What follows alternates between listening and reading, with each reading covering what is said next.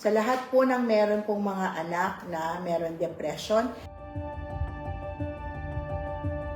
these are the two directions of your houses that actually contributes to this energy of really, parang rotting inside. Can you check the northeast and the west? So, siguraduhin po ninyo na sa dalawang direksyon na to, wala pong sirang gamit. Okay? Yung sirang gamit po kasi, nagsisignify yan of malfunctioning, dysfunctional, yung mga hindi mo na mapapakinabangan. So, dyan, aalisin nyo po if meron sirang gamit. Kung meron po kayo na direction na ganyan, tapos very dark, very yin, unused, o kaya po ginawa ninyong tambakan, baka nandun yung basurahan, baka nandun po yung mga labada yung madumi, o kaya po ginawa nyong kulungan ng aso, tapos hindi nyo naman po nililinis. This actually brings children who have problems.